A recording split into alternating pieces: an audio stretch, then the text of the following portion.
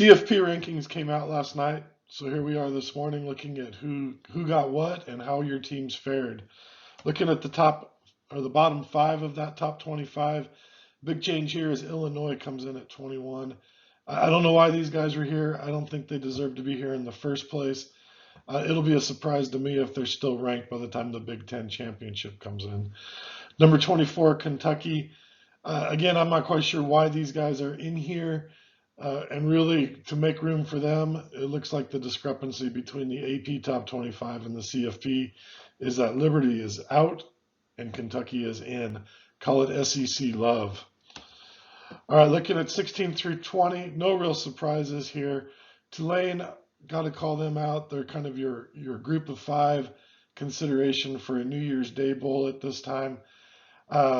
I don't really like Texas at 18. I think they should have been 24 or 25 if on here at all with 3 losses. Again, I think there's other 1 and 2 loss teams that would play better.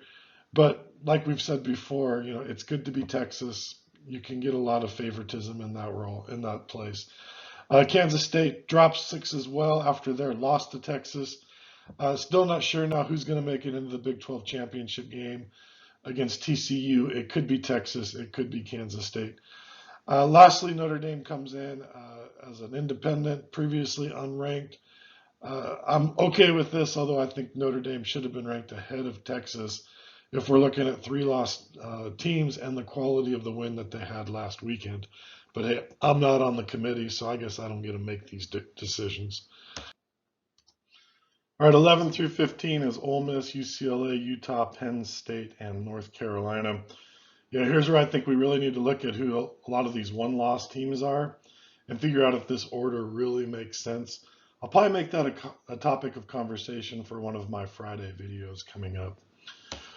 Looking at 8 through 10, you've got Southern California, Alabama, and Clemson. The only thing I'm surprised about here is that Clemson didn't fall a little bit further. The AP dropped them all the way down to 12. The CFP committee seems to be a little bit better for them. The other thing I'm not really getting, and I'll touch on this a little bit later, is all the ACC bashing that's going on now, talking about how ACC is so weak and things like that.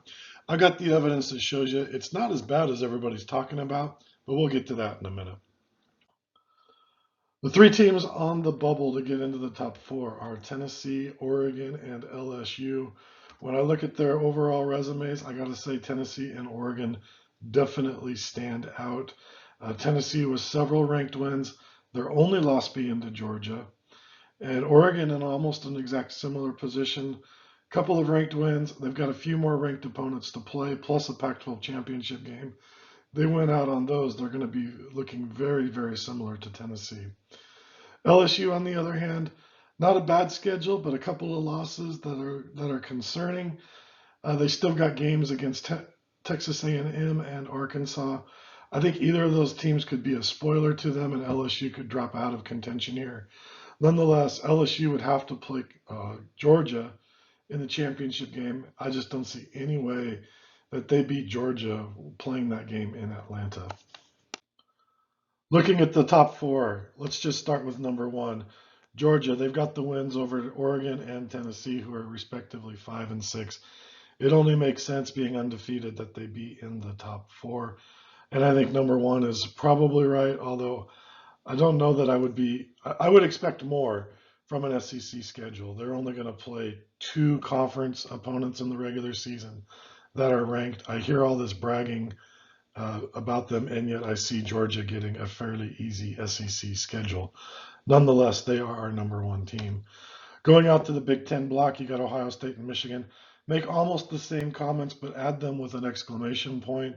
They've only really played Penn State in their conference schedule. They will end up playing each other. Whoever gets through that game will probably play an unranked Illinois in the conference championship game. I think the committee ought to make a decision here. If I read between the lines, you're saying Ohio State's better than Michigan. Assume Michigan's going to lose this game and show us your cards as to who's going to get this 3 and 4 position. You're telling us right now TCU is number 4. I like it. They've had a fairly decent conference schedule, lots of ranked opponents. another ranked opponent coming up, and they will definitely play a ranked opponent in their conference championship game. So here's how it all looks when you put it all on the table together.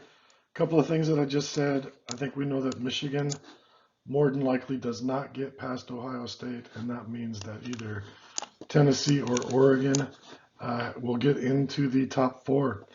I really don't see any chance for LSU. I'm calling them out as well. They will lose in the SEC championship game if they make it that far. So who's my Final 4? Definitely think they got it right with Georgia. Not really happy about it, but I don't think Ohio State moves from number 2 so long as they beat Michigan. TCU will take Michigan's slot at number 3. And at number 4, we will have a second SEC team, Tennessee. The writing's in the air. I don't really think that that's the total reason they get in here. I'm going to go out on a limb and tell you something that's in one of my other videos. I do believe Oregon loses the Pac-12 championship game to either Utah, USC, or UCLA. Not exactly sure which one's going to get in there right now, but Oregon loses the Pac-12 championship game to one of those teams.